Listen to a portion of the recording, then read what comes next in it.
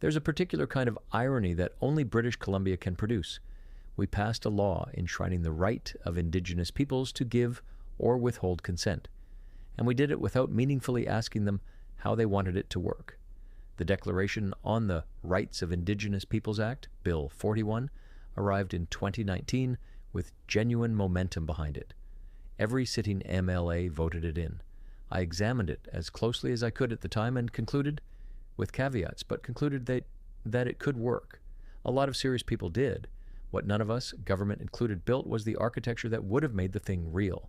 That's not finger-pointing. I'm in no position to say I told you so. This is something closer to a shared failure of imagination. I had a conversation last week that I haven't been able to shake.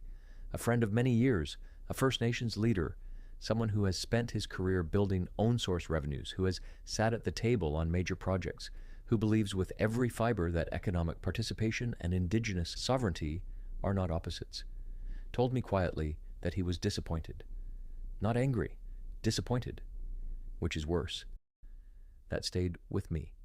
And then I thought about what 7 years looks like against a century and a half. Because that's the other conversation happening, the one that doesn't always make it into the columns written by people like me. Imagine carrying that.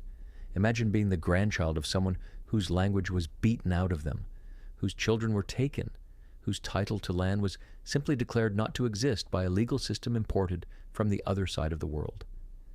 Imagine watching that system grind on for generation after generation, through residential schools, through the 60s scoop, through resource booms that enriched everyone except the people on whose territory they happened. And then a government arrives and says, we're going to fix this.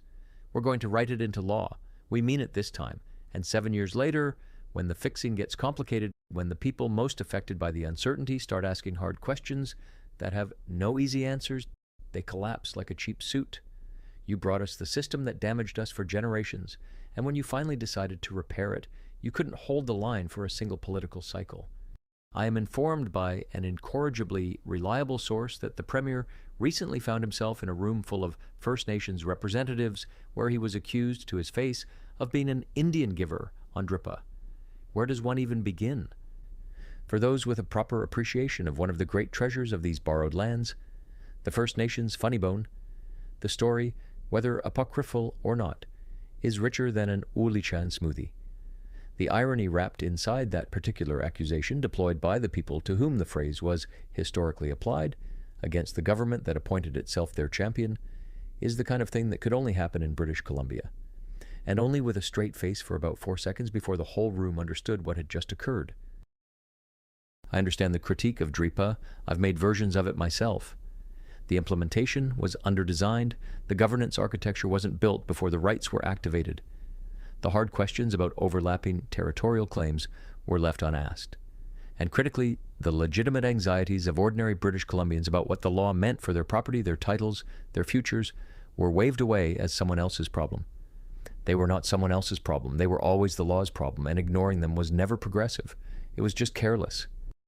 But there is a difference between fixing a flawed law and abandoning the principle behind it.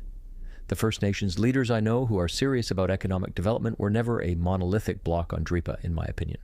Some welcomed it, some were indifferent, some actively didn't want it. What many of them wanted was never a legislative hand-up, let alone a handout. They wanted the government to get out of their way.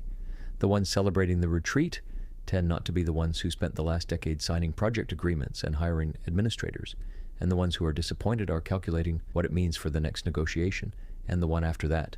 And here I have to say something that cost me something to say. There is a person who has been standing on stages, including stages I've hosted, for the better part of a decade, saying exactly this, not in the abstract, in the specific. From his own life, his own journey from hate to love, from failure to something that looks from the outside like hard-won wisdom, I have watched Ellis Ross reduce rooms full of people in cities near and far to a stunned silence. Not the silence of discomfort, the silence of recognition.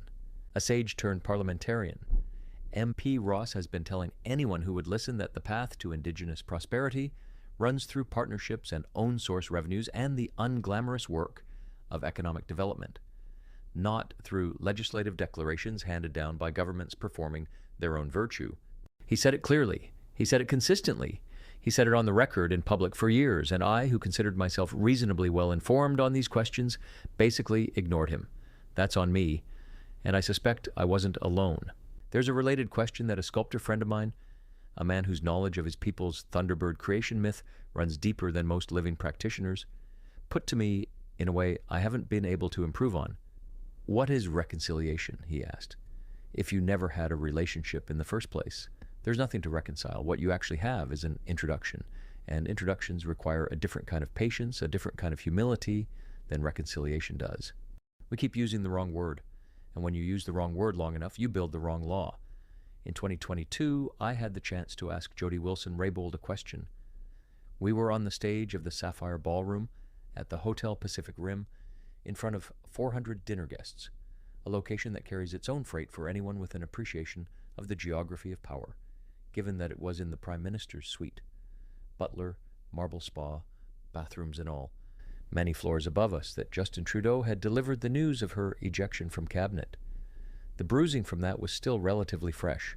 I asked her, "Is there a reckoning coming? Is that where this is headed?" The short answer was no. I forget her exact words, but it felt like a relief. 4 years later, a significant portion of the population appears to disagree with that framing, or at least with the patience it requires. And I am not going to wade into the legal architecture of where things now stand. You'll need to find someone with a law degree and a current retainer for that. What I will say is that the distance between Wilson-Raybould's answer in that ballroom and the mood in the province today is itself a measure of how much ground was lost, not by the principle, but by the people entrusted to advance it. I've spent time in who I ought territory. I've watched what self-governance looks like when a nation decides to exercise it not as protest, not as blockade, but as administration, budgets, bylaws, resource decisions made by people who have to answer to their own citizens at the next general meeting. That's sovereignty.